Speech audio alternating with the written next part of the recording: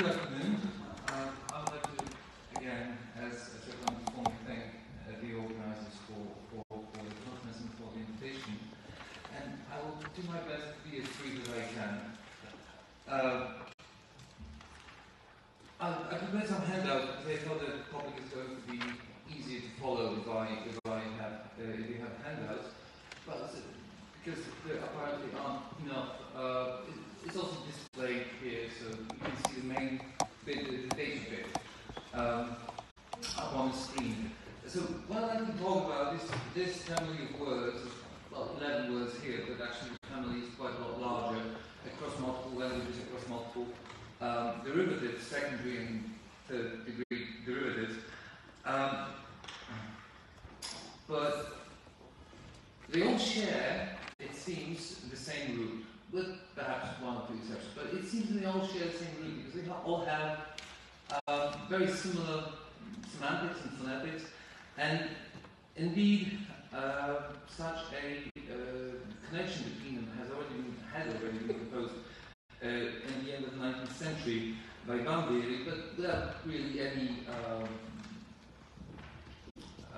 analysis behind just a thought. But Bang in 1917 proposed to connect them into a single family that would stem from the root ya of unspecified meaning.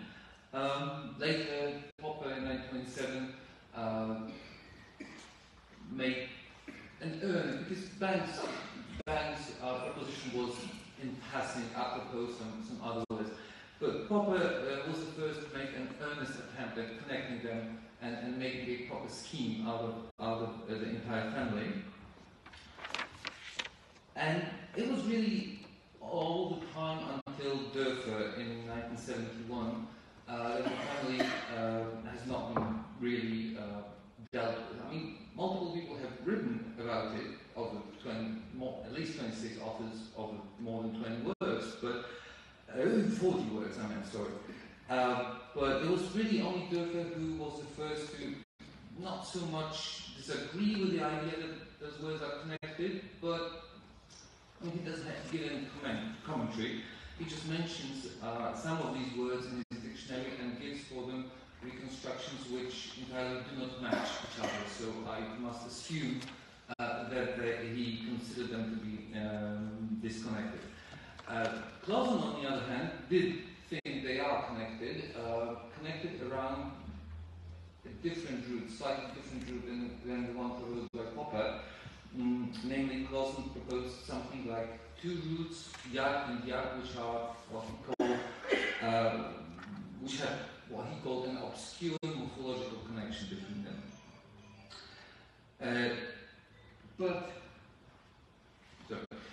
But regardless of whether we derive them from the ya or from the yak root,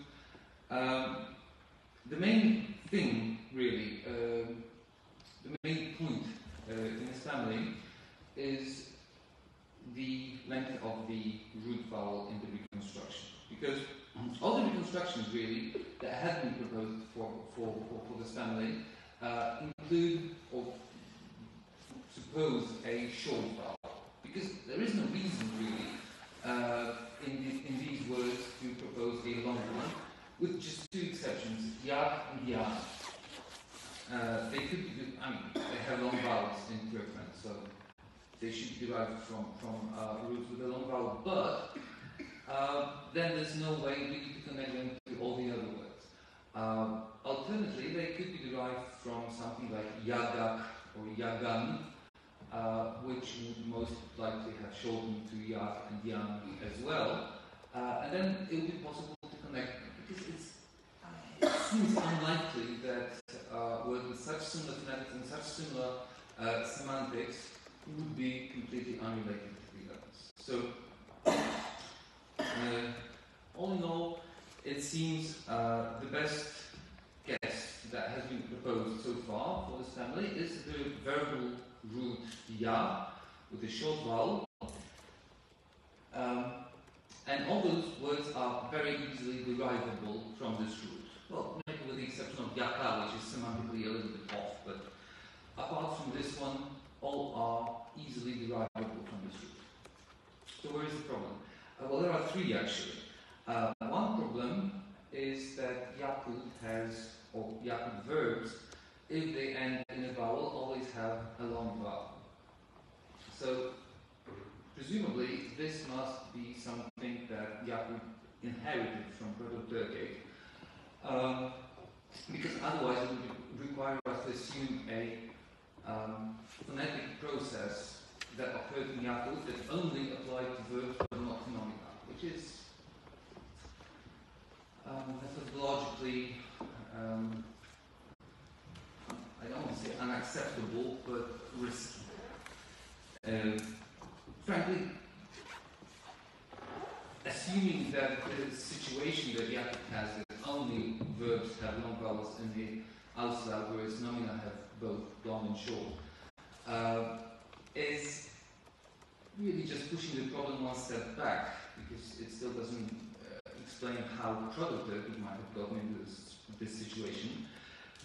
But regardless of that, yakut has always long vowels in the auslaut of verbs, so most likely this verbal root that stands behind this entire family should have had a long vowel as well. That's one problem. This one can be solved quite easily. For example, in more than one way actually.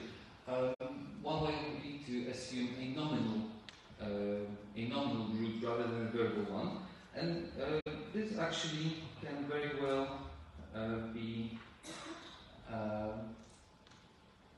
From a nominal root, all of those words can be, well, with some question marks, but they can all be derived from it without really very many or very risky assumptions. But there's a second problem, which is an observation made by Yakın in 1995 that all Proto-Turkic roots of the CD or V structure have a long vowel,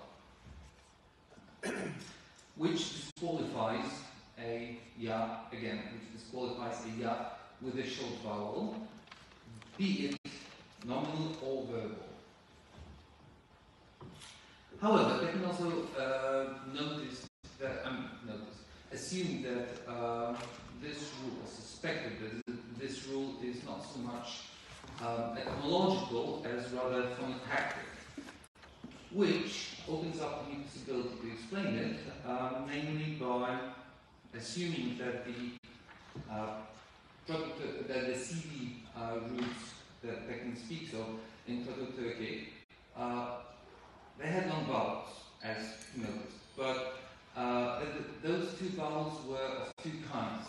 Originally long vowels, which were always long, and originally short vowels, which originally short vowels, which were lengthened when the root was exposed as just a CD syllable standalone one, but remained short when the root was used in a derivative, which in most cases, in reality. This solution, this hypothesis, let's call it, it could actually explain the situation in yakut that I talked about in the previous point, which is that yakut or Proto-Yakut would have found itself with a mixture of long vowels in exposed roots and short vowels in roots with suffixes attached to them, which would have been a situation primed for some kind of secondary alignment. So, taking into account problems number 1 and number 2, we can propose this kind of alternative mixture of a nominal root to avoid problem number 1, which would be long when exposed, as Yakın noticed, and short in derivatives, which would allow us to explain all of those words still. And this is where the third problem comes in, which is that these words, they seem to have Altaic parallels. There is a word in, or a group, should I say, of words in Mongolic and Manchu-Tungusic languages, both. We could use the umbrella term, Gaga. The Mongolic one would mean to follow the chase, and the Manchu-Tungusic one would mean close near. And those seem to be a very good fit for the family, the Turkic family. The Mongolic Tungusic D in Arnavut to Turkic Y in Arnavut is a very well documented correspondence. Professor Ölmez, for example, wrote a paper about it. The Aga to A correspondence is not so very well documented actually. Technically, right, it lists a few such VGV to long V correspondences between Mongolic and Turkic. And among those different correspondences that the technique discusses, actually Aga to A is not one of them. But there is Ege to E, Egu to U, and quite a few more. So, in all likelihood, it seems that Aga should also be one of them. And this points, again, to a long Ya in Turkey. And frankly, this is the last obstacle, and one that I have no idea how to solve. But the problem that I can see with it is what we have.